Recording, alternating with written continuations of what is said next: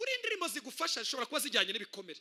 Imana ifite imbaraga zo kubaka n'amarangamutima y'umuntu yasenyutse, kandi ikubatse uba wubakitse, niko ijambo ry'Imana rivuga. Hari ibintu maze kuvumbura, iyo umuntu adakize mu marangamutima, Imana ifata imyitwarire ihengamye ikayibyaza umusaruro. Umuntu ashobora kubavuga nabi bakavuga bati ninde twasiga kuri fanta z'umusore wakoze ubukwe, bati murebe Karangwa niwe uzi kuvuga nabi, uzi baguriye impano ngo mushyize muri mwohereza ifaranga urebe azakuvuga umusozi wose. Muvuga Imana mumugisha.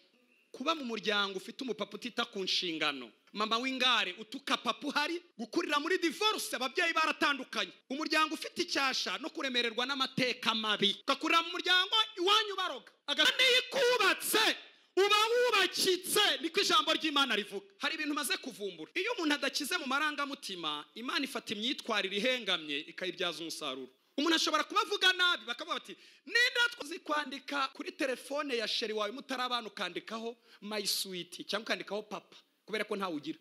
Mwagera mu rugo akakubwira ati ndakwanga niyo nkurebye isesemi irazamuka urapfa.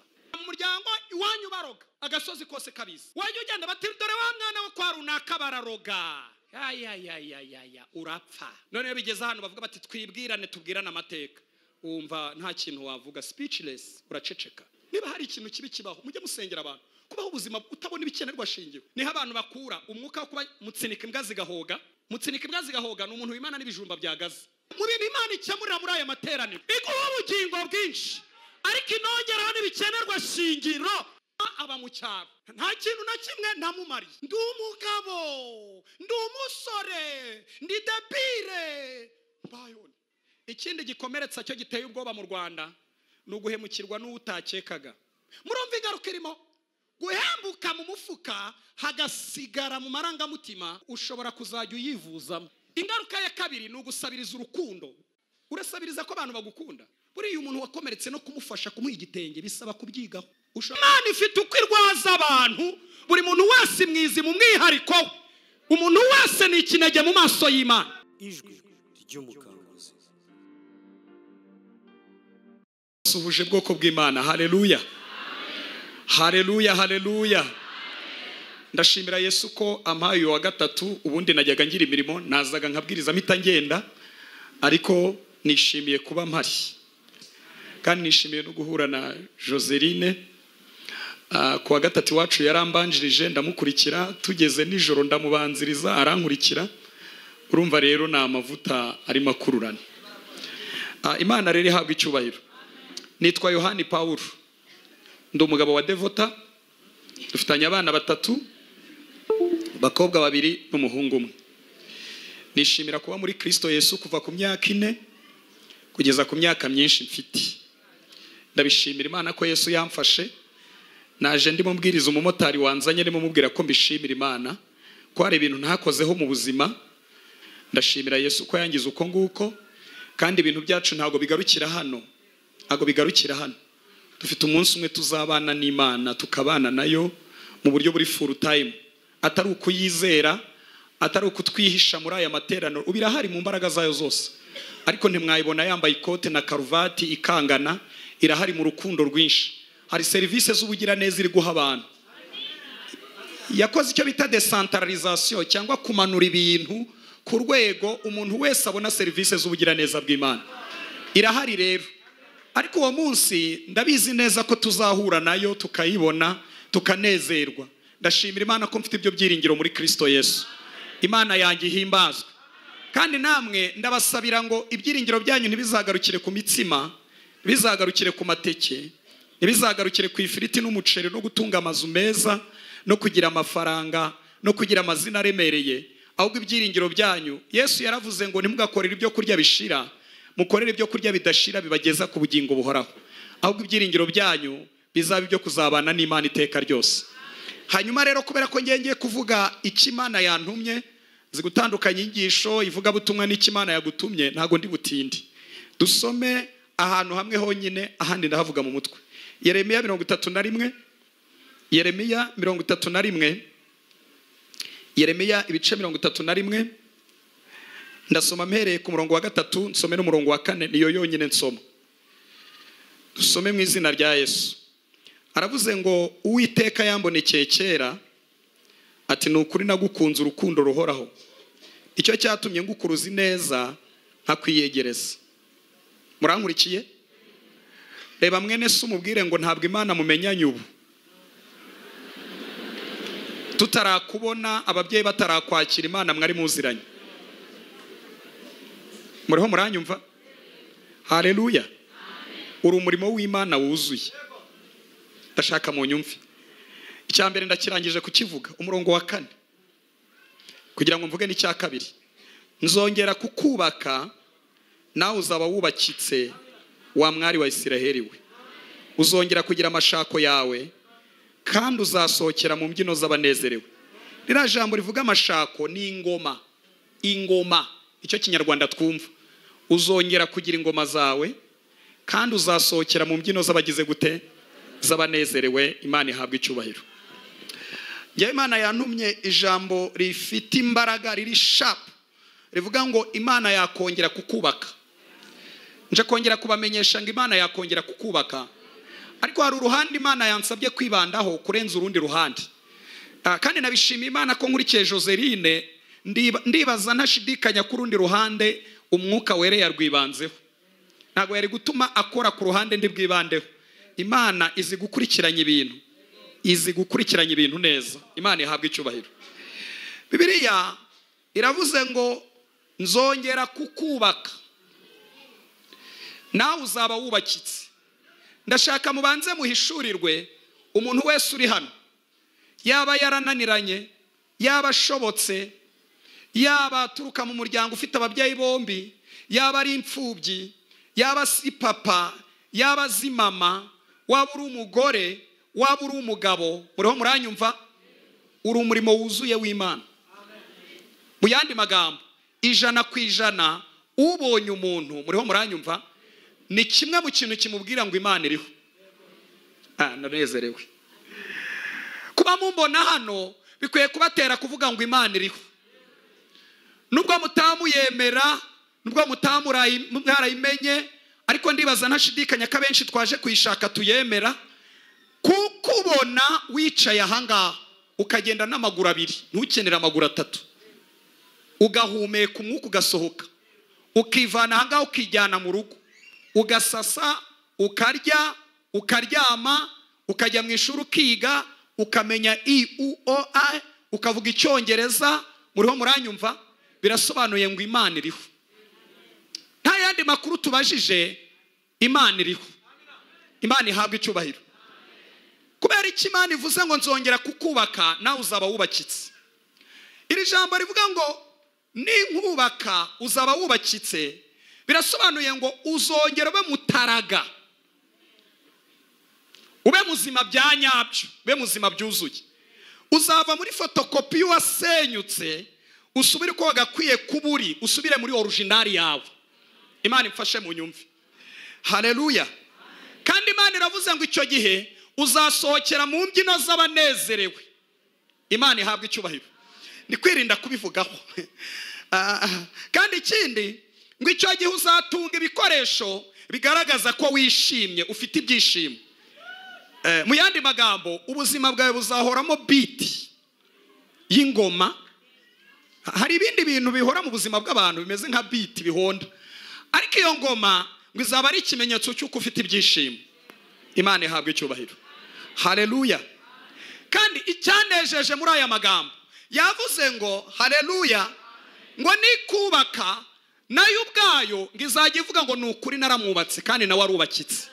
Izajya yishimira umurimo ikoze wo kukubaka, nayo ivuga ngo nukuri naramwubatse kandi agize gute? Arubakitse. Imana ihabwa icyubahiro. Haleluya. Mu bintu byanteye ubwoba naje kumenya ko hari ibintu bitajyanye. Muvuge ngo hari ibintu bitajyanye. Iyo ubuzima bwuzuye agahinda, ukuzura intimba, ukuzura umubabaro w'umutima, byose biraturanye. Kubihirwa, gusharirirwa, ugasanga umuntu abaye hasabiriza kandi ari mu myaka yo gukora. Bwira uwo mwegeranye ngo ntago bijyanye. Kandi ndi hafi gusoza. Mutekereze ko ntari hafi gusoza. Yesu ashimwe. Haleluya. Kubera iki Imana itwubaka? Turi ahantu gusenyuka bishoboka. Turi ahantu wasenyuka. nta rwego rw'umwuka wageraho udashobora gusenyuka, nta rwego rw'amavuta wagira udashobora gusenyuka, kubera ko turacyari ahantu gusenyuka bishoboka. Igihekane cyitwa gusenyuka kiracyakoreshwa hano, ni ukuri wasenyuka. Nta myaka wamara mu rusengero udashobora gusenyuka. Ushobora kumara imyaka 40 cyangwa 50 ukaba umusini, abantu bakakugiraho inama, bakakubaza inama, ariko ugasenyuka. Unyumve neza, Imana iyo yubatse umuntu bya nyabyo, mundebe hano bibasobanurire, ntabwo yubaka agace kamwe, oya, yubaka igice cyitwa umwuka. Umwuka, mu gice cyitwa umwuka, ni ahantu ubusabane bwawe n'Imana bugomba kuba budafite kidobya. Ni ahantu usengera munsi y'ijuru rifunguye, ukumva ibihe biri automatique, wayihamagara ikagusubiza, ukumva bese nta kantu k'urwango mufitanye n'Imana, ukumva nta kintu kikubangamira, ukumva nta mugayo uri hagati yawe n'Imana. Muriho muranyumva? Aho ngaho ibyo bifite umwuka wawe ahamanya n'umwuka w'Imana, kuri umwana w'Imana. Kujya mu ijuru ntabwo ubishidikanyaho, uba wumva isaha n'isaha ibaye wabijyamo. Imana ihabwa icyubahiro, haleluya. Icyo gihe unumva ububyutse bwo gushaka Imana cyane, ukayigirira inyota cyane, ugakunda ibihe byo gusenga cyane. Rimwe na rimwe ku buryo umuntu yakubaza ibyifuzo ufite ukabibwira uti nta byifuzo mfite, ndumva nshaka Imana nk'uwayitaye. Imana imfashe mu nyumva. Icyo ni igice cyitwa umwuka, kandi icyo gice cyitwa umwuka ni nacyo gice wumviramo ko ubugingo buhoraho burimo. Utandukanye ubugingo, mu kanya nabigarukaho, n'ubugingo buhoraho. Niho wumva kuri umwana w'Imana, wumva nta rubanza, wumva utazacirwaho iteka. Tuvuge ngo amen. Hanyuma igice cya kabiri nshaka kuza kuvuga Imana yubaka, ni igice gikomeye. Ndafata agace gatoya, ni igice cyitwa amarangamutima.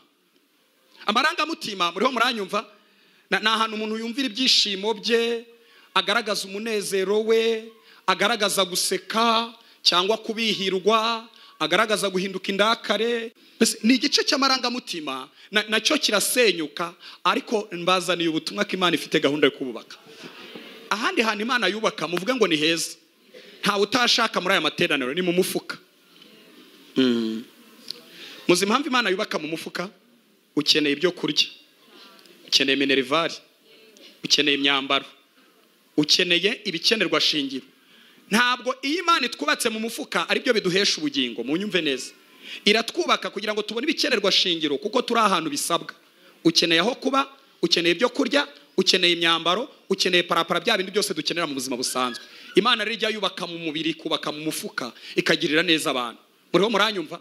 Kandi iyo urebye uburyo Imana ihubaka, harimo ahantu Imana ishobora no kubaka nyuma, ariko yarabanje kubaka ahandi. Ntago abarokore banyumvise. Kugira ngo rero nze kwihuta, nagize ikibazo ndimo ntegura aya magambo, muvuge ngo wagize ikibazo. Natekereje umugabo witwa Yona. Yona yari umunyamwuka mu gihe cye, yari afite amavuta ari ku rwego Imana imureba ikabona niwe wabwira abantu b'inenewe bakumva. Uvuga ngo yari afite amavuta, ariko yari yarangiritse ku rwego abanga ku buryo yakwemera guhitamo urupfu, ariko Imana ntiyamutume.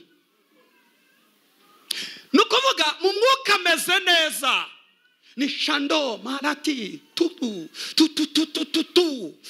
mukarimo, amavuta arimo, haleluya. Ariko mu marangamutima yarangiritse ku rwego bishobora no kubangamira umurimo yagakwiye gukoreshwa n'imbaraga z'umwuka afite. Imana iramubwira ngo Imana iteye ubwoba. Mundebe hano mbabwira ukuntu Imana iteye ubwoba. Imana iteye ubwoba, yanteye ubwoba. Imana ireba abantu yanga, imubonamo nk'umukozi mwiza waburira. Iramubwira ngo Yona, haguruka ujye Nineve ujye kubaburira. Abwira Imana, arabwira ati ndakuzi, ntabwo ngusubiza, ariko ndagukwepa. Hari igihe umuntu agira ibihe byiza mu mwuka, ariko yahura n'uwakomerekeje amarangamutima ye, ugasanga inyuma y'ibihe byiza aravuga ngo kiragapfa. Byagiye binatubaho, ugasanga abantu buriye ibiti barimo barahanura umuntu ngo namumenaguye, ngo yanyimye ifiriti, ariko nibaza ko ubwo bubanza bwaravuyeho.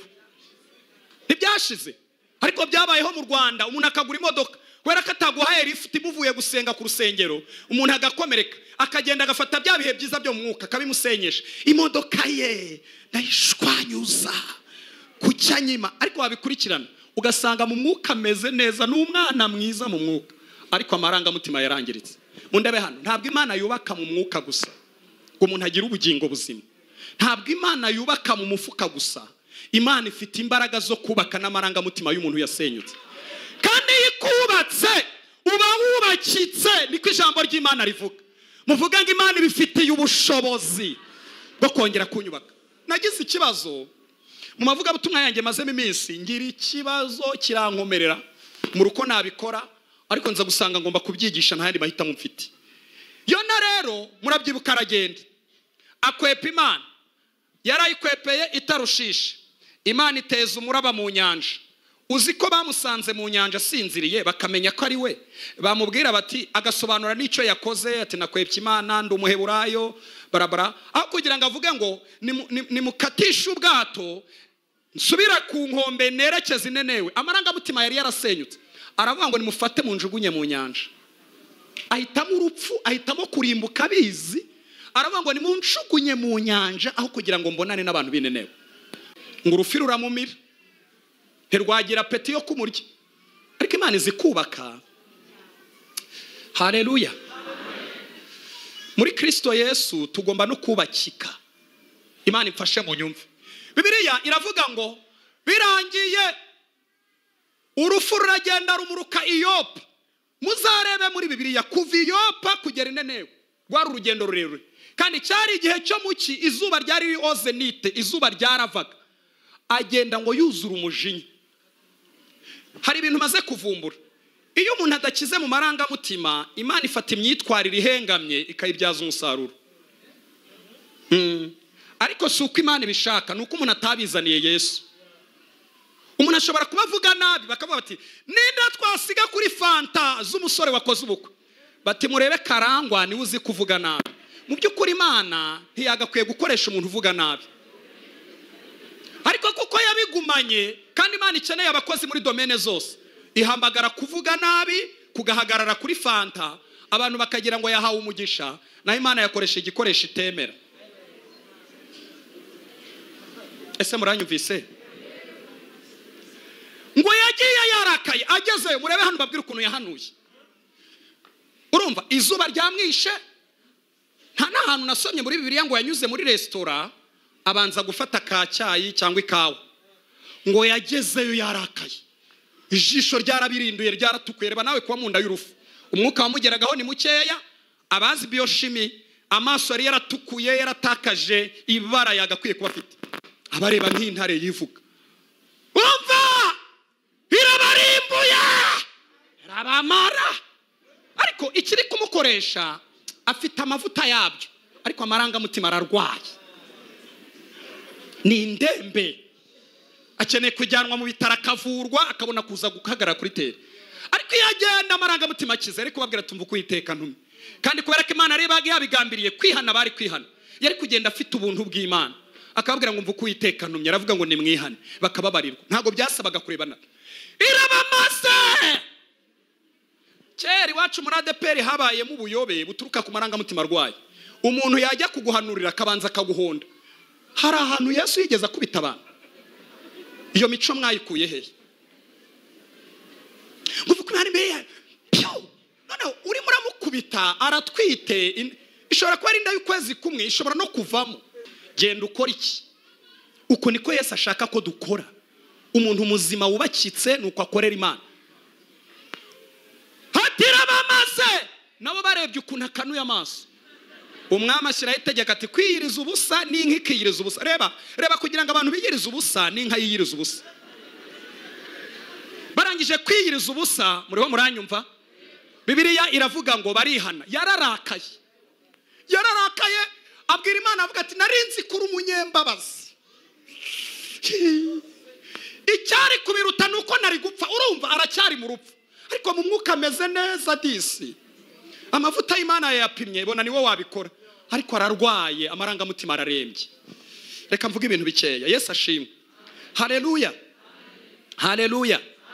mu bintu ushobora gutuma amarangamutima arwara akaremba bikajya bivangira umwuka bikavangira no mu mufuka. Kuko iyo amarangamutima arwaye avangira mu mwuka akavangira no mu mufuka. Mukanya ndaje mbigaruka mbihuze duhite dusenga. Nicyo ngicyo cyanzanye. Icyambere ni ukujyanira abantu urukundo bakakwakiriza urwango bateguye neza. Uzi kwandika kuri telefone ya sheri wawe mutarabana ukandikaho my sweet cyangwa ukandikaho papa kubera ko ntawe ugira. Mwagera mu rugo akakubwira ati ndakwanga niyo nkurebye iseseme irazamuka urapfa. Urapfa. Mwebwe muragira ngo biroroshye. Hano hari umuntu wari wajya gusuhuza umuntu w'umukire agahita gukata. Usigara umeze ute? Wumva n'umuyaga utari kugufataho. Kagira uti ufite urukumbuzi ati ndumva nshaka kuguhobera. Agahita agira ngo akigendera urapfa. Niyo mpamvu abakobwa muri hano n'abasore ntimugaterane indobo. Ushobora kumukomeretsa icyo kintu bitse mu buzima bwe kazakibika mu bana, abana bakazakibika mu bo bazashaka, bikazaba generasiyo ihererekanya. Guterana indobo ntabwo ari ibimenyetso by'abana b'Imana. Niba ushaka kumusezeraho mwicaze mu biganire nk'uko mwana biganiriye mujya guhura. Umubwira uti nabonye bitavamo ariko witukuraho telefone ngo uyifunge amarangamutima ashyuhe nimugoroba ataro yumve telefone numero composé n'est pas accessible à son moment arapfa.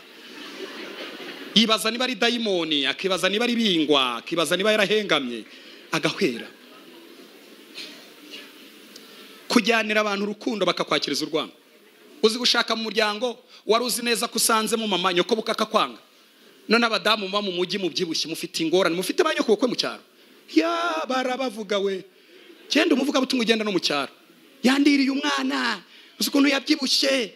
Nimwohereje mukwiye kubafata neza batazabavuga ku gasozi kose ugasanga Nyaruguru barakuze. Bakecuru baba barariwe.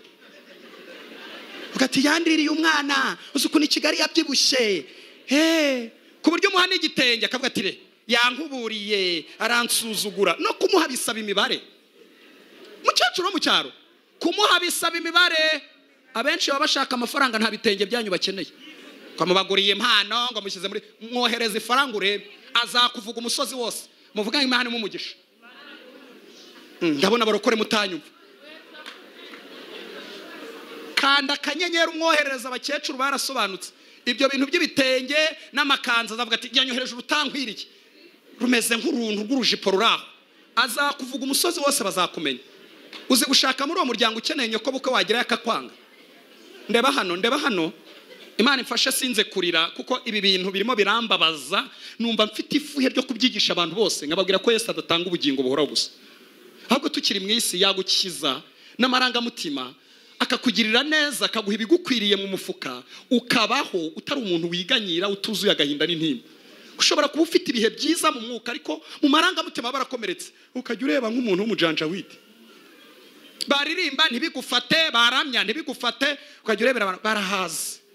Nibabyine barahaza. Mpamvu batera za roho z'umurambararo barimo baribona. Urakomeretse ukeneye ko Yesu yongera kugukiza.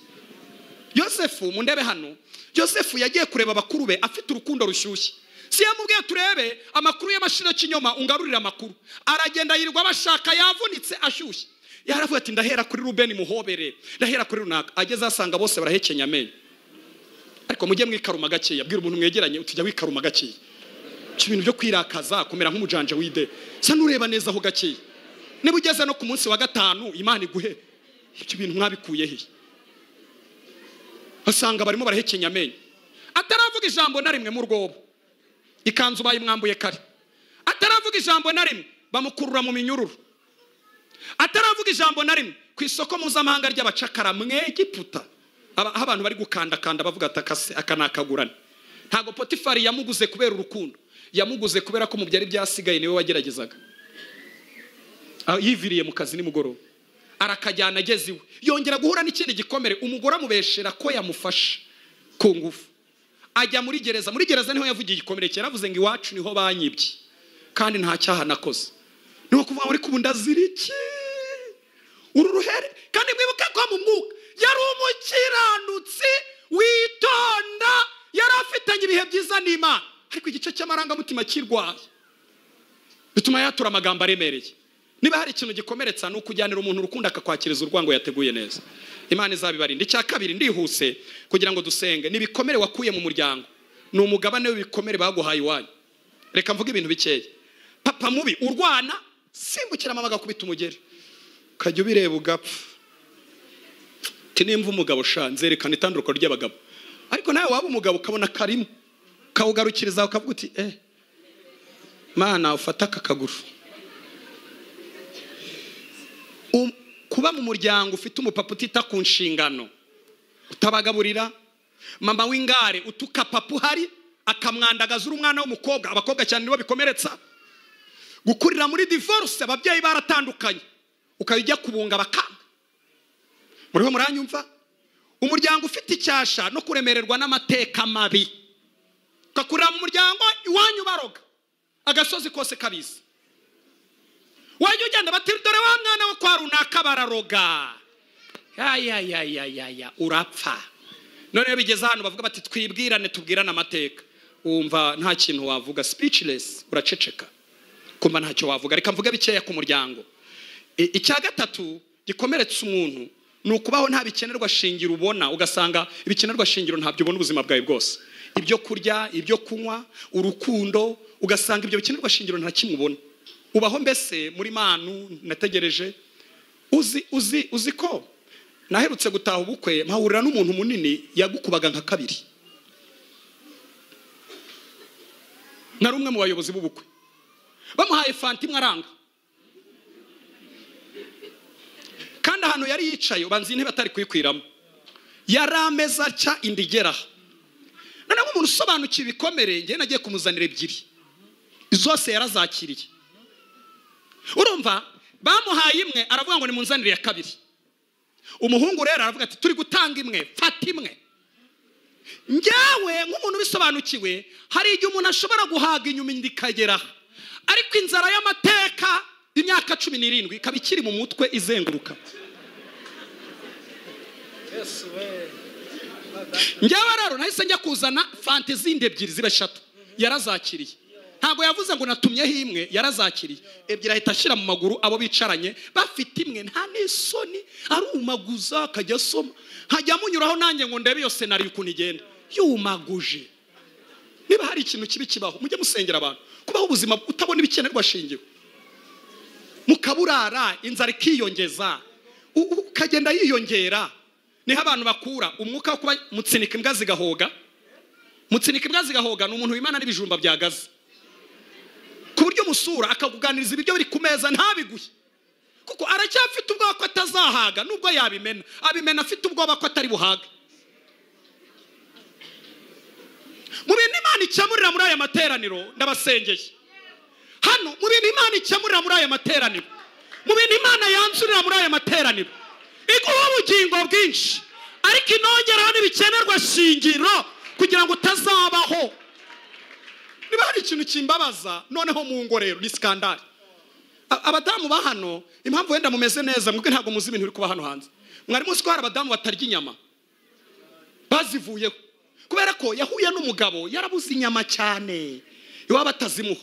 None aza kuzimubarira rero, iyo yaziguze arazikurikirana, ati ko twaguze ikiro, mu rwego rwo kugira ngo yubaka akazivaho burundu, agasigarana izoba arya basohotse nka korari. Niyo mpamvu ntajya ncira umuntu urubanza warura byinshi twasohotse, urubanza rwamaze kugenda. Birashoboka ko ari bwahuye n'inyama iwe yarazivuyeho cyangwa agasukari. Halo, abarokore muranyumva? Mujye mubareka, ahubwo ba presidente n'aba presida mujye mwitwaza byabi fanta binini, umucunge niba umuzi. Ariko isezerano ho ntabwo muzabikora kubera ko mbivuze. Ubwo ndi kubwira abandi bari hariye, umucunge ubona muri hafi yo kurya atazabasebye, umukubita igifanta kimwe, azakigotomera inda yuzure, najya kurya azajya kurya yahaza. Twebwe tubaho ubuzima bwo guca imanza. Ntabwo umuntu yubakwa mu mwuka gusa, ngo uriya muntu kuko ari umuhanuzi ngo areke imirire ye ngo ararya we atarya, nibwo ahuye n'ibiryo. Njye Imana yanaherutse kunganiriza imbwira ikintu, nanjye najyaga ngira imanza ko nyina nakuriye mu kinyabupfura cyinshi. Twebwe wacu mama yarakurebaga mwajyanye mu rugo rw'umuturanyi ukamenya ko utari burya, naho njye nakuriye. Ngeze mwivuga butumwa nsanga nakajagari, umuntu usaba ibiryo batabimubwiye. Twebwe nta nubwo twabasabye fanta, hariho n'abasige basaba koka. Yaba ari kubwiriza ati mubanze munzanire koka mbanze nsomero. Sinshobora kubwiriza, nkavuga ati kakajagari kaba mwivuga butumwa. Ariko ndi kwigisha umutima mwiza wa Yesu. Hari ikintu navumbuye. Imana yaranganirije arambwira ngo Jean Paul, nubwo nakunyujije mu mashuri menshi kugira ngo nkorere, ariko wibuke ko ukiri umwana wariye iwanyu mwakoraga ibirori kwa gatandatu byo kurya no guhaga. Irangije arambwira ngo uyu nguyu bamwe mbakuye mu muhanda ejo bundi, muha impano niyo imuhuje n'ibiryo. Uragira ngo arye nkawe? Imana ifite uko irwaza abantu, buri muntu wese mwizi mu mwihariko. Umuntu wese ni ikinege mu maso y'Imana. Imana ibaho ibikenerwa shingiro.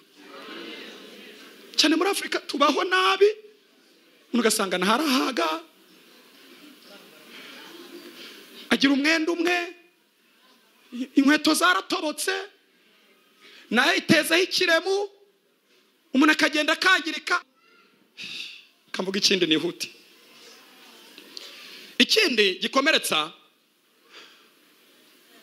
ni ukubaho mu buzima ukajya wibona ntacyo umaze kandi uri mu myaka yo kugira icyo umara. Wareba iwanyu aho wasize ugasanga ntacyo wabamariye. Urabona ariko nk'ubu ngenda i Kigali nkora iki? Kweri mama aba mu cyaro, nta kintu na kimwe namumariye. Ndi umugabo, ndi umusore, ndi debire mbayone. Ntabwo mwanyumva aka kanya ariko muranyumva. Imana yantumye ngo yikubatse uba wubakitse. Imana yakubaka. Ndashaka kubatangariza muri aya materaniro ko Imana yakubaka. Usiko umuntu abaye i Kigali ntacyo amaze, kandi ari mu myaka yo kugira icyo amara. Icyo bita ubuzima bufungiranywe mu kiraro. Ubundi inyana zigira imbaraga, ariko ifungiranye mu ruhongore mu kiraro ntabwo ubona imbaraga zayo. Hari abantu babaho ubuzima bufungiranye mu kiraro, akajya agira agahinda abona ati nanjye biriya nabikora, nanjye hariya nahagera, ariko akabona nta mbaraga zihamugeza. Kabata ariko umuryango wanjye nawubakira akazu ku Kibuye, najyanya akabwende nkabubakira akazu, dore baberewe nabi, nasubira Ndego nkabubakira akazu. Ariko yayiyendekera akabona ntacyo amaze, aradepanda, arasabiriza, atunzwe n'undi muntu. Birakomeretsa shaho. Mu bigerageza Imana izabagerageresha icyo ngicyo nikizabemo. Birakomeretsa. Muriho muranyumva? Kandi wanyu niwe musirimu bafite. Reba niwe musirimu bafite wanyu. Igitangaza. Se umuntu nta kintu ushobora kumarira iwanyu.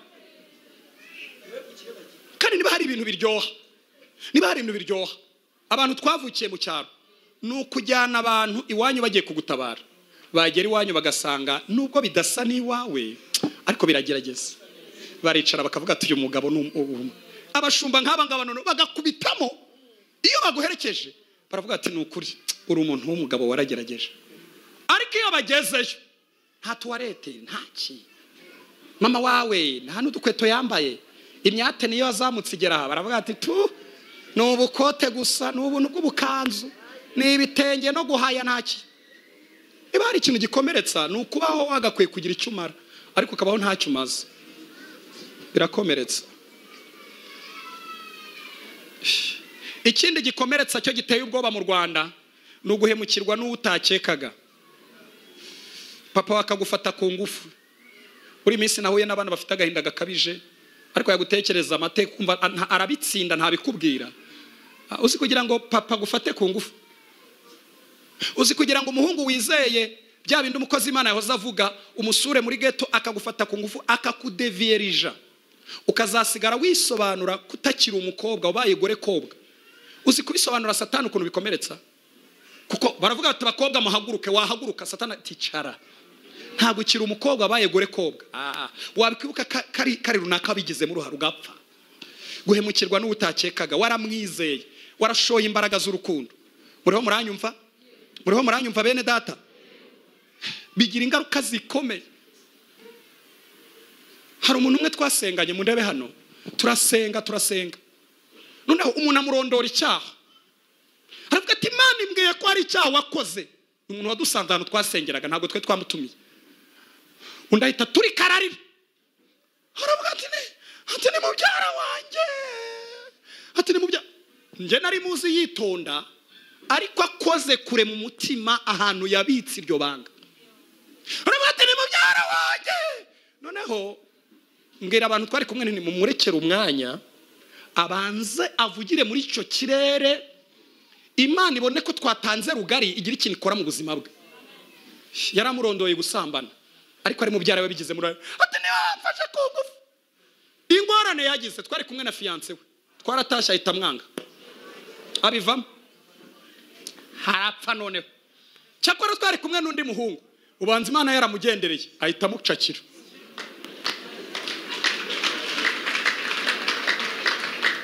Ariko twahavuye bikomeye birenze ubwenge bw'abantu. Mundabano babwire zimwe mu ngaruka kugira ngo nsoze nihute. Haleluya. Icyambere ni ukugira gahinda kenshi kari automatique kadashira, utakwirukanisha ikorasi tuzaririmba ukumva niko kiyongera. Hadona namananga urubwatsi bwacu urubutura bwacu. Kandi icyo kibuga abadayimoni bakivangira vuba, umwijima urabudika vuba. Muriho muranyumva? Kandi agahinda kenshi kagira ingaruka. Mu ndebe hano nkababwira kagira ingaruka, bishobora kuvamo umutwe udakira. Ubwo umwana yabakize agira loss of memory, aribagirwa ku buryo niba yiga bya chemistry bya physics bya bintu mushiki wacu azavuga bya cotangente bya cosinus babikubita ku kibaho akibona rasa ajibura mama we, bagabati sha ni inkura nzamujibura. Abari mu migambi nawe kugira nabi kuba afite umutima w'agahinda. Ese murimo muranyumva? Umuntu ashobora kurwara igifu kidakira, niyo Imana iguhaye amafaranga uyivuzamo. Murumva ingaruka irimo guhembuka mu mufuka hagasigara mu marangamutima. Ushobora kuzajya uyivuzamo ugahora ku binini bidashira. Kandi kwa muganga hano niba hari abaganga base bakora ibinini binini we Imana izabarinde kujya kwa muganga hasigaye ari ibinini binini. Harutse kurwara akantu kakarwara bampuru nini, ndavuga se iyi ni shokora bampaye. Kera nari maze imyaka myinshi ntarwara, bajyaga badutunini duto. None abaganga muri hano rwose mworoshye ubuzima. Hano mukora ibintu bya farmasi mworoshye. Rura runini rungana kuriye bampaye urundu rw'urunini, ndavuga se ni shokora bampaye. Ibaze rero guhora ku binini buri gihe cyose, kandi ugasanga igifarwaye ni baringa kiraturuka mu mutwe sapura. Kandi rimwe ugasanga mu mufuka ameze neza ariko kubera ko amarangamutima arwaye agahorana igifu kidakira. Niho hazamo za hypertension, inyama z'imbere zikangirika, bikarangira habaye desordre mu mubiri. Ku badamu bigira ingaruka, ashobora kujya mu mihango idakama kuva ku munsi wa mbere kugeza ku munsi wa nyuma. Icyo bita kajagari ko mu misemburo. Ku bagabo noneho murebe mbabwira abagabo kuntu ari bibi cyane, bishobora gutuma antikoro zirwana. Abasirikare mu mubiri barwana umuntu akananuka, cyangwa umuntu akabyibuha akagirira mwanya muri utse urarya. Uyu muntu ko ari umukene abyibuha ati akajagari mu mubiri. Gukorera Imana niba bigishobotse biragorana biravunanye. Reka mabwire Imana mumva ukuntu yambwiye, ndimo nteguriza inyigisho. Yambwiye ngo ntimuze gukora ikosa ryo gukomeza kubika icyabagirira nabi, kandi ukibatwaza ari kumwe nawe. Imana yanganirije irambwira ngo ntimuze gukomeza guhishira ibanga ribakomeretsa ribangiza, kandi wakwikorera uwo mutwaro ari ruhande rwawe. Ukereye kubimuganiriza, nubona kubivuga wegeranye n'uwo muri kumwe bikuderanje, ubwira Imana nka hano ugibwira uti ukwegereye ntari bumenye ibintu uvuga, ariko we n'Imana muraza kuba muganira. Haleluya, haleluya torero. Ariko Imana ni nziza, ndayishimira ko ari Imana ifite gahunda yo kubakiza. Ni Imana ifite gahunda yo kubakiza. Ingaruka ya kabiri ni ugusabiriza urukundo, icyo bita gusabiriza urukundo. Muzana bibona no muri twebwe abavuga butumwa, muri mutere haleluya ni amavuta yanjye mutayapinze. Ntabwo dufite amategeko yo gutera haleluya, biterwa nuko umuntu abyumva. Urasabiriza ko abantu bagukunda, icyo bita illusion amoureuse. Tufata urugero, ndaza nkakubwira neza, niba wabaga kwa runaka kwa Karisa ugahita uvayo ukavuga Karisa mfata nabi mbonye undi, naho uravangiwe. wagera iwanyu ugasanga ni umuriro. Ejo undi muhuye umuntu umeze nk'uwo niyo ageze mu rugo aragorana. Sabiriza urukundo. Ese shari kutanyandikiye imitomo kandi ubwo muracyari kumwe mu rugo ntimura. None se shari ko mbona nta ijambo ryiza wambwiye ukarivuga, umugabo agera hakananirwa akazajya aryama yananiwe avuga ati se ibi nabivamo. Iyo rero bibaye ku mugabo ho biba bibi kwazana mitegeko atari kurumye uragwengeye kwigeza umusirikare warasiritse hano kunyandikira akajambo keza saa sita ukibaza umugore uri kurera indahekana imwe ikurura ha indi zamuka televiziyo inda yimanura agomba guteka akakira uvuye ku ishuri azabona umwanya wo kwicara yandika amagambo ari ku murongo nta wamubabarira kamera. Sabiriza urukundo. Uriho muranyumva? Ibi rero bivamo ingaruka nyinshi, bivuga ngo uterwa inda kuko kubeshya urukundo urakira. Bakubwira ati nzaguha karisimbi na muhobora na Sabyinyo kandi ntibishoboka. Kabiti nabonye umusore yambwiye kazama karisimbi na muhobora na Sabyinyo, umugore akaruvamo. Ngo umugabo wanjye ngo areba nk'umusirikare ameze nk'umupolisi, mwembi murakomeretse. None urashaka umuta mu bikomere, ahubwo ni musenge mwinginga Imana. Yabona umuhungu muto cyane, mbwira ataro mama uri mwiza usa neza uteye neza akaruvamo. Nta muri kubona abadamu bari kuruta ngo kira kintu kimeze nk'umusirikare ngo cyasiritse ngo mvuyeyo yagerayo agasanga umujene yakinaga n'umutima agapfa kurushaho. Gusabiriza urukundo. Mundebe hano babwira ukuntu Bibiliya ivuga. Ntago Bibiliya igaragaza ko tugomba gusabiriza urukundo, tugomba kurutanga. Kuko utanga ubugingo bwe ku bandi azarushaho kubugumana. Utanga ubuzima bwe ku bandi, uwita ku bandi, ukeyaringa abandi azarushaho kugira ibintu yunguka. Ntabwo rero ari ukurusabiriza ni mu nkunde ni mu ndebe amafuta yanjye murayapinga korari ni mu nyemera barakwemeramo ibiki. Waje hano ngo bakwemere. Ndeba hano mundebe hano uyu munsi ndabaganiriza neza muvuge ngo amen. Musabire umugisha. Ntago tuza mu muhamagaro ngo abantu batwiteho. Tuza mu muhamagaro ngo duhagarare mu mwanya Imana idushyizemo. Nubwo hatagira umuntu numwe kwitaho, komeza uhagarara Imana yaguhamagariye. Hari abantu rero basabiriza n'urukundo no mu bibazo no muri korari, ngiye nayoboye korari. Ngo president ngo ufite ikibazo watinda. Ngo ariko ngo murampinga. Ngo mugire tuvuge ikibazo cyawe dusoze. Ngo yango murapinga mukabanza kumwinginga tukugurire shokora se uravuga. Ngo nyine ngo mugure shokora. Hari amakora atabigira. Imana imfashe mu nyumve. Ikindi gikomeye muriho muranyumva? Maze no kumenya ko abantu babaho basiritse ugasanga ubuzima bwe ntashobora no kunezezwa n'umwuka basi ngo aseke na rimwe. Abafite abadayimoni nk'abane binjiriye mu bikomere. Niko bigenda. Hari umuntu baha asiritse areba gutya. Ngewe kera n'umwarimu muri segonderi nigishije umwana umwe mu mateka yanjye, niwe muntu wanteye ubwoba. Yahekenye amenyo umwaka wose agira atyo. Wajyaga kumukubita akavuga agahagarara ati kubita. Akavuga uti rero inkoni z'abarimu n'iz'urukundo, none uyu nguyu ntarwo yakumva ukamubwira uti yicarire, ukagira ngo ararekera agakomeza agahekenye amenyo. Umwana aranyobera kandi ari umwarimu mwiza we nigisha hari isafi. Ndagerageza havuga nti umwana azapfuka ikizamini cya leta basagende ndwana nawe. None se nabashije amateka ye nsanga mama we na papa we babaye divorced, baratandukanye. Nsanga umubyeyi we afite n'iranka yo hejuru mu kwiga doctor, iwabo n'abakire n'abaherwe. Ubwo nabimenye bamutumyeho batumaho umubyeyi bamutumyeho arahamagara ngo icyo cyana kizaho mbi ku rufunguzo naragiye mu kibwire gitaye. Yigaga mu wa kabiri muri segonderi ndamureba ndavuga ntuyo nashaka umugore agomba gushikama kabisa. Imana imfashe. Ikindi kibaho kibi cy'ingaruka ziringa imibabwire nuko abantu babiraga abana.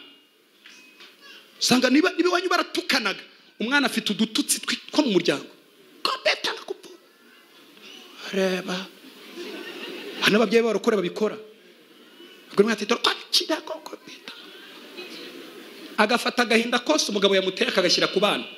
Uwo mwana nawe rero azakuba inshuro 7 abana azabyara. Ese murimo muranyumva? Kuko nta muntu utanga icyo adafite. Muriho muranyumva?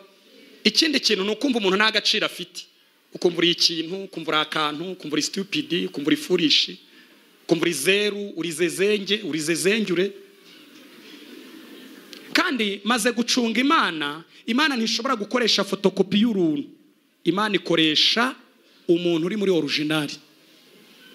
Iyo umuntu atarahagarara muri we wanyawe, hari ahantu Imana itakugeze kuko wakora amakosa menshi.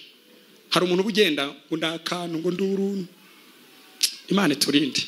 Reka ne gusoma Bibiliya. Ikindi cyanyuma nsorezaho ni ukubaho uri umuntu ugorana, très compliqué.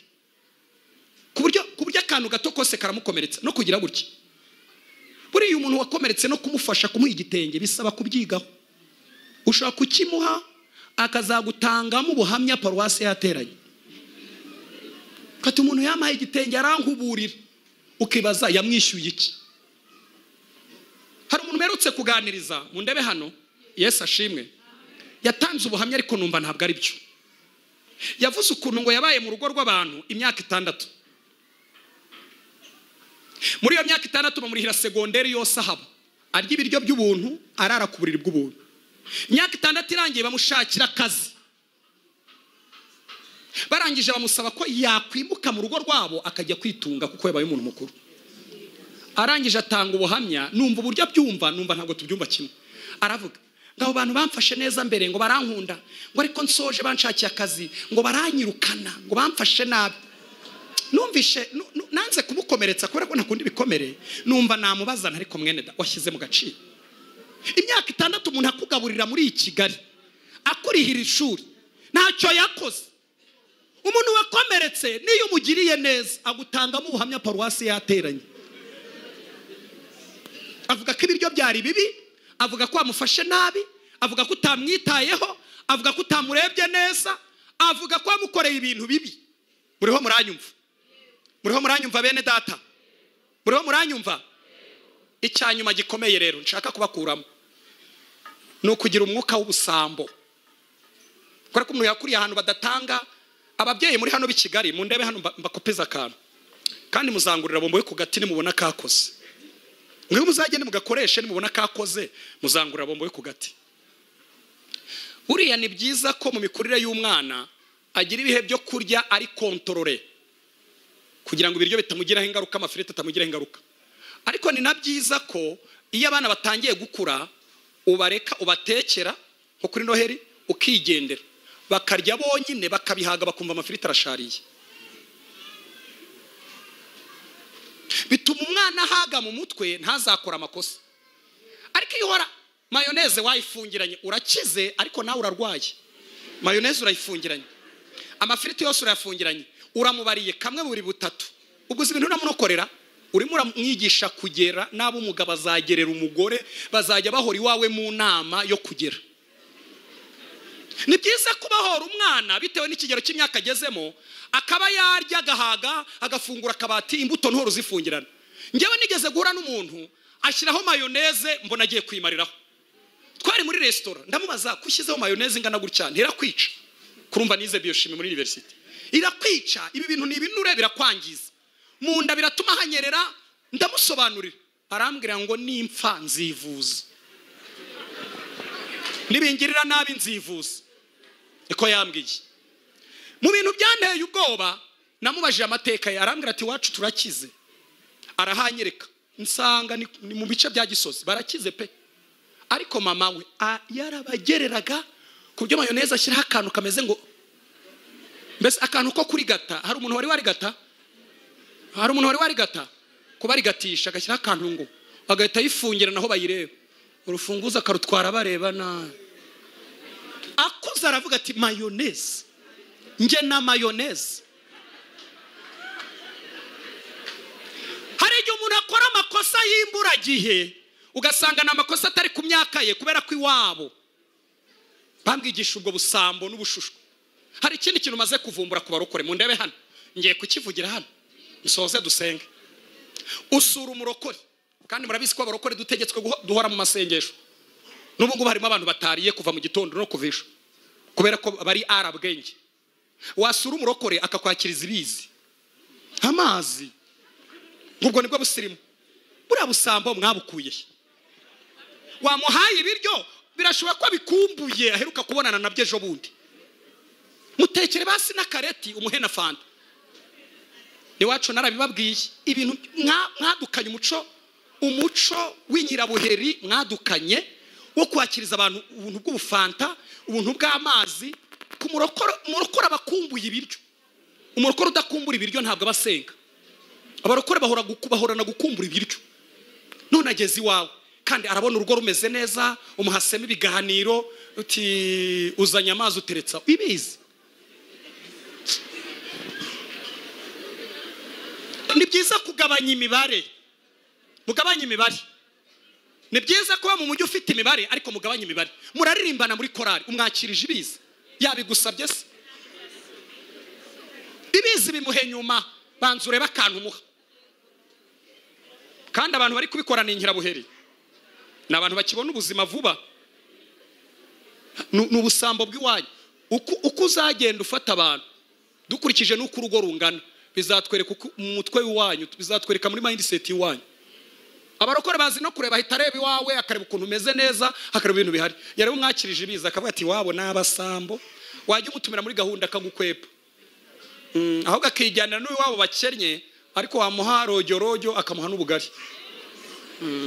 Kavuga ati amavuta yahari yatandukanye n'ayahano. Imana izabarinde uwo mwuka w'ubusambo hari. Haleluya, haleluya. Kugira ngo nsoze rero dusenge, ko ndasoje kandi ndagerageje ya minota ndayisize, nongeraho iminota 2 yonyine. Haleluya. Bibiliya yavuze ngo nzongera kukubaka. Ndashaka kubabwira ko mu mirimo myiza Imana ikorera abantu bayo, mu mirimo myiza Yesu akora nk'ubuyobozi w'itorero, harimo no kutwubaka. Iyo duhamagaye tuzana n'umwaka w'iwacu, tuzana n'umukoshi w'iwacu, tuza duhengamye, tuza dukomeretse, tuza twarariwe, ariko iyo tugeze muri we agenda yubaka umuntu akamwubaka. Ariko birasaba uruhare rwawe rwo kubisobanukirwa, ukabijyana imbere ya Yesu, ukamubwira ngo mwami wanjye, nubwo ngenda ariko ngenda narapfuye, nubwo ndirimba ariko ndirimba umutima warashize, nubwo mpagaze ariko mpagaze ntariho.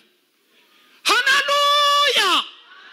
Ntabwo igikorwa cyo kumusaraba kigarukira ku bugingo buhora gusa, ahubwo kiraza kikubaka n'umuntu mu mibanire ye n'abandi, munakubakika nawe ubwakubakika. Nawe turuta imodoka z'abakire, turuta imihanda ya kaburimbo. Umuntu arakomeye mu maso y'Imana ku buryo nta kindi kiremwa kimuruta. Umuntu aruta ibintu byose mu maso y'Imana, uracyafite agaciro. Abantu bashobora kukakwambura ariko mu maso y'Imana uracyafite agaciro. Iwanyu bashobora kukakwambura ariko mu maso y'Imana uracyafite agaciro.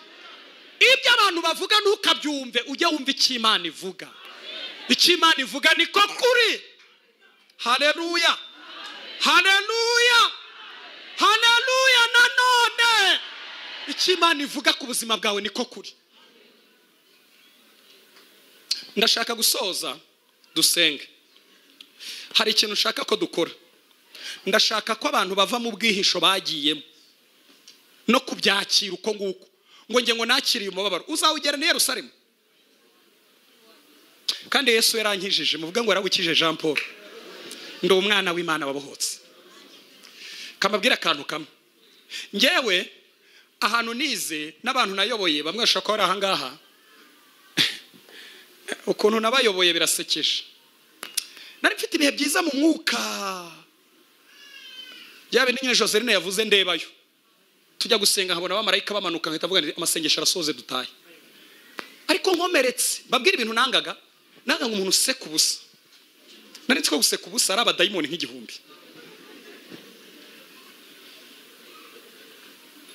Icya kabiri nangaga ahantu hari ibirori, hari amasengesho nabaga ndiyo ayitanu, ariko hari ibirori.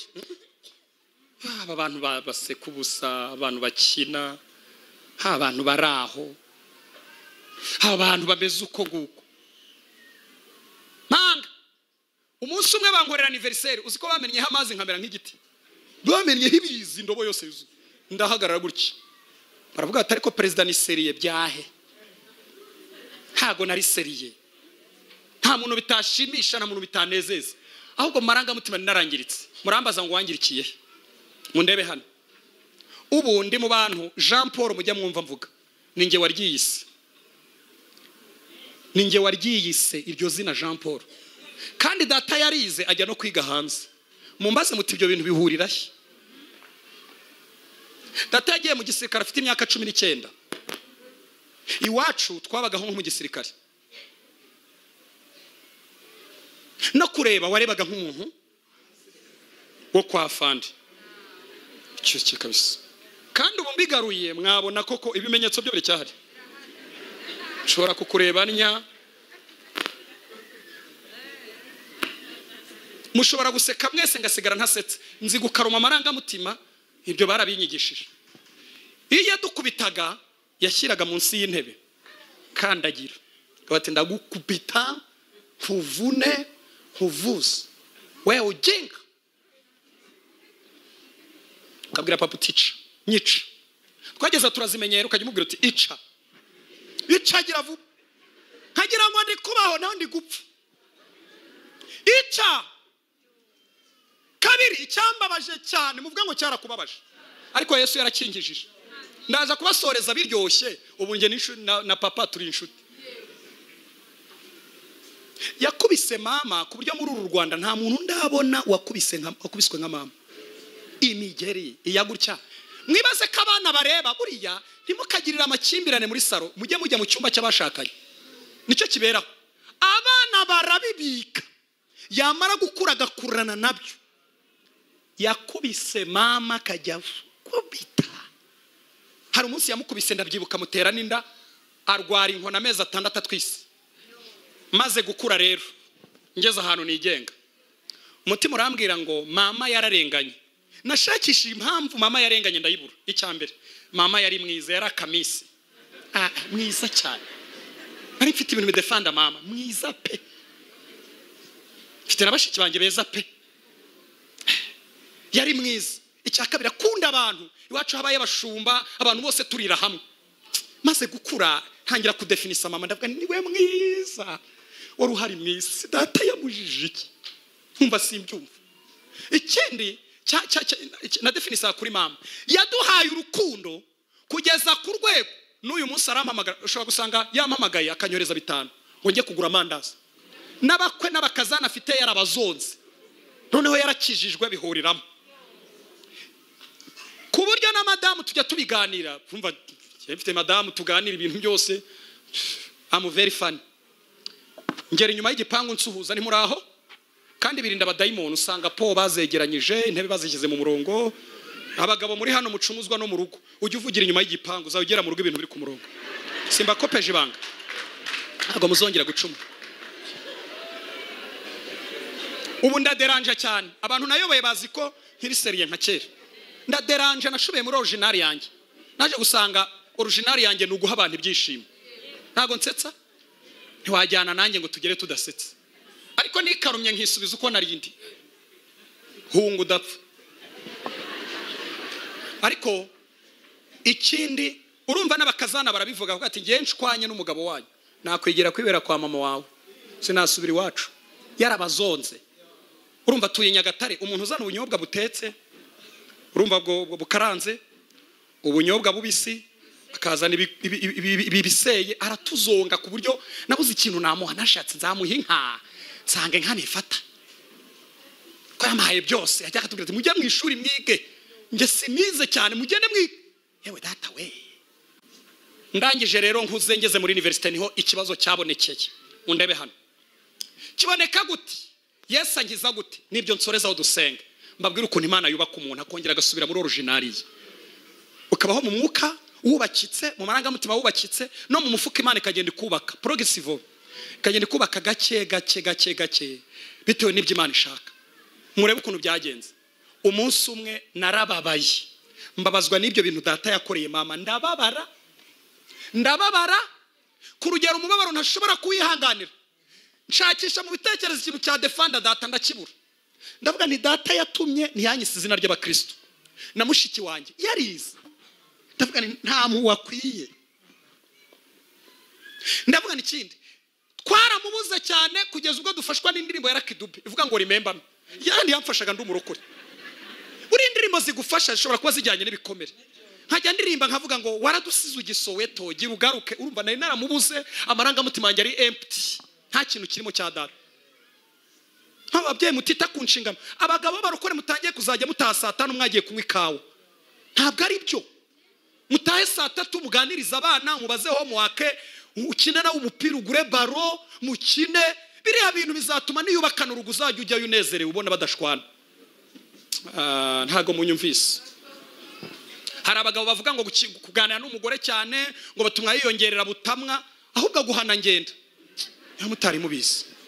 Ndangije ndababara, ariko nza gusanga kuva ku myaka 4 nabanye n'Imana ntabwo numvaga ngiye kujya Nyagatare ko data yaramaze kuba demobilize, nkumva ngiye kujyayo turwane, nansinda nzahungira i Bugande nimutsinda. Kandi munguka nderekwa we ndebayo, nagiraga gutya narotaga neza, ariko mvangiwe mpapaye ndi umuntu w'indakara ureba ukuntu. Umunsi rero ngiye gusezera Imana, nagiye mu gakinjiro kwa 3, ndavuga nti Mwami Yesu turakundana, nje kugusezera kubera ko ngiye gukora igikorwa kitakozwe.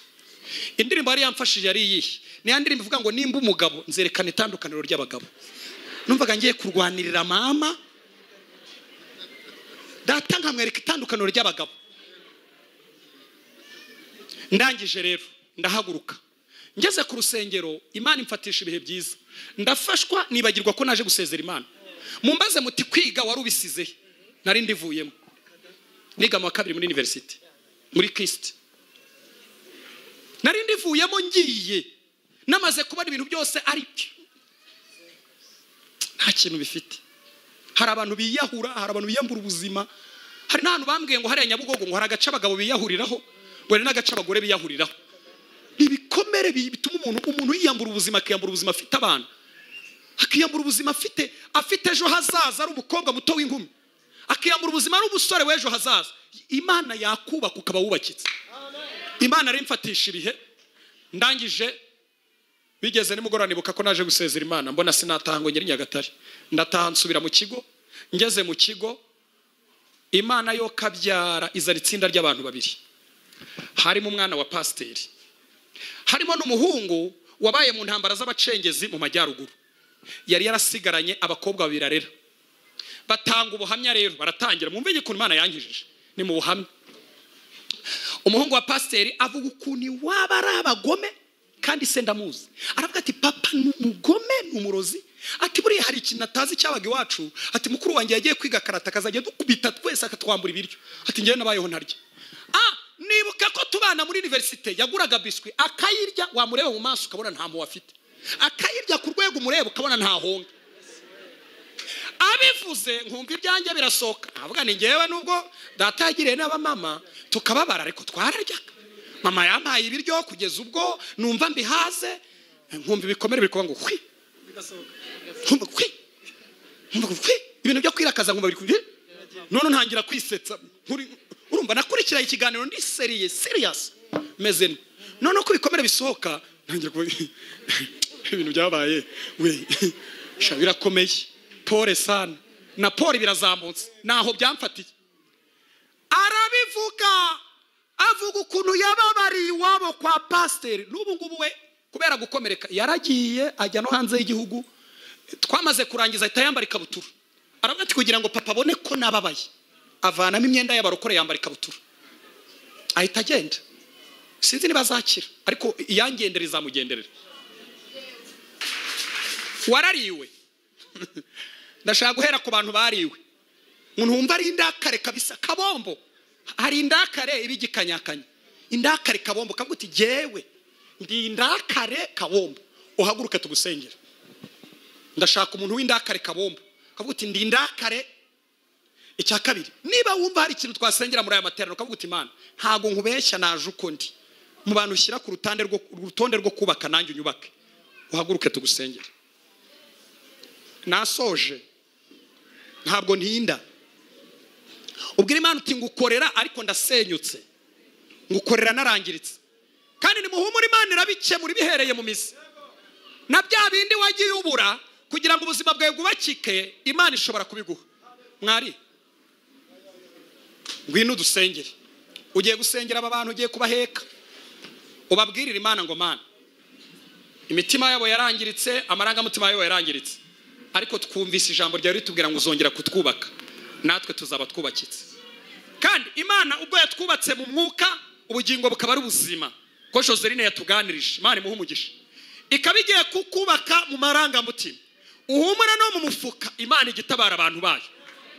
Uhumura, Imana igitanga akazi, Imana itanga abagabo, Imana itanga abana, Imana ishobora kugukatira pariseri. Ntabwo ari wowe Imana yigirizaho nkana. Imana iracyakora uko yakoraga ejo n'uyu munsi niko igikora. Ibyo ngibyo byizere, ariko banza ubwira Imana ngo Mana, hari ikintu nabitse igihe kinini, hari ikintu ntabwiye umuntu, hari ikintu ntatekereje umuntu, nkizanye ku musaraba, nje kukibamba ku musaraba ngo nkubwire uko nakomeretse. Nakomerekeye mu buyobozi, nakomerekeye mu murimo, nakomerekeye mu rugo, nakomerekeye ku ishuri, nakomerekeye aho nabaye, narakomeretse. Ndashaka gutanga imbabazi. Ngewe na data tubanye neza, turahamagarana, turi inshuti. Haleluya, haleluya, haleluya, haleluya. Ejo bundi mperutse kumuha ubwo buhamya bwose, yahagurutse atambwiye ikintu na kimwe. Aravuze ati turi inshuti, tubanye neza. Kandi ndashaka ko tuba inshuti cyane, kubera ko ubwo buzima we yabuze agomba kubumbonamo. Imana ibashigikire, Imana ibane nawe. Ugiye kuyitekereza uko byagenze, ntihagire undi muntu bwira Yesu, umubwire uti byagenze gutya, nisanze byaragenze gutya. Umubwire ngo najyaga niyumva gutya, ariko ndicomokora. Mwicomokore mu gahinda, mwicomokore mu ntimba, mwicomokore mu mubabaro, mwicomokore mu burakari, mwicomokore mu guhinduka indakare, mwicomokore mu kutaryoherwa, mwicomokore mu kutishima, mwicomokore mu kutanezerwa.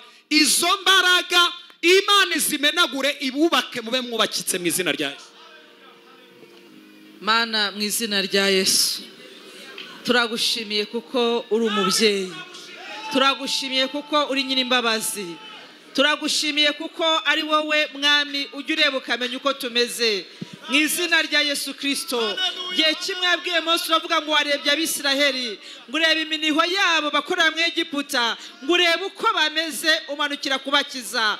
Mwami Yesu, turagushimiye ko warebye uko iteraniro rimeze, ukamanukira gukiza, ukamanukira gukora, ukamanukira Mwami guhembura. Yesu Mwana w'Imana, iri teraniro ryose turi imbere yawe. Abagabo barahagurutse, abagore barahagurutse, abasore n'abakobwa bahagurukiye imbere yawe. Buri wese uzi uko ameze mu izina rya Yesu. Uzi buri wese aho yasenyukiye, uzi ibyamusenyuye, ariko ijambo ryawe ritubwiye neza Mana ngo niwe wenyine ujya wongera kubaka umuntu, kandi iyo wubatse umuntu arongera kubakika.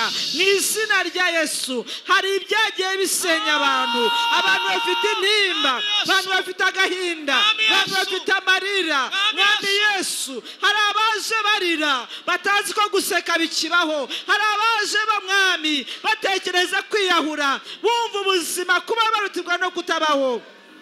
Uwiteka Mana, Uwiteka mubyeyi, Uwiteka nyir'icyubahiro, wowe ureba iyi mitima ukamenya uko umeze. Rusengeye iri teraniro, abantu bahagurukiye imbere yawe kugira ngo wongere wubake, wongere womore Mwami ibikomere abantu bafite, ibikomere byakomerekeje abantu. Ni byinshi muri iyi si, ni byinshi Mwami, ariko iyi mitwaro yose twayizanye imbere yawe kugira ngo ukize ibikomere, ibikomere byo mu miryango, ibikomere byo mu rushako, ibikomere byatewe n'abana. Mwami Yesu, ibikomere byatewe no kubura urubyaro, ibikomere byatewe no kudashaka, ibikomere ni byinshi abantu bafite mu mitima yabo. Ariko Nyiringabo Imana, Nyiringabo Imana, ukuboko kwawe kwiza kuracyakora. Mu izina rya Yesu, ukuboko kwawe kumanukira iteraniro kugira ngo womere ibikomere abantu bafite, abagabo bafite, ababyeyi bafite, abasore bafite n'abakobwa. mukobwa wongere womore kuko ari ufite igisubizo kuko ari ufite umuti mwami Yesu Kristo wakongera gukora ku bantu bawe abantu bakongera bagaseka bakongera bakabona imibereho mwami Yesu hari bikomere bitewe n'imibereho muri iki gihe abantu babuze icyerekezo abantu babuze aho berekeza amaso batagifite kwerekeza mu miryango batagifite kwerekeza mu nshuti abantu babuze aho berekeza amaso ariko Uwiteka uvugiye muri teraniro kuri muri riteraniro kugira ngo bakiranutsi bawe abukumbuye kubana nabo abukumbuye kuvugisha wongere ubomore ubacira inzira ubakingurira umuryango ufukura agasoko mu izina rya Yesu abantu bongere bakiri ibikomere by'ubuzima abantu bongere babeho oh haleluya haleluya oh Yesu haleluya mu izina rya Yesu Kristo turaguhendaheza muri teraniro kugira ngo wongere urebe ibintu bishya ukora ikintu kiremwe nonaha kitari gisanzwe kiriho mwami Imana yacu oh haleluya wera nyiringabo wera nyiringabo wowe utegeka bikaba uvuga bigakomera mu izina rya Yesu Kristo erega twumvise neza ijambo ryawe ngo Daniel amaze kuva mu rwobo rw'intare ngo umwami yashizeho itegeko aravuga ngo Imana ya Daniel Imana y'abarokore Imana yacu dusenga Imana iri hano ikabuga Imana ivuga Imana irema Imana ihindura amateka Imana yongera igatangura ibisa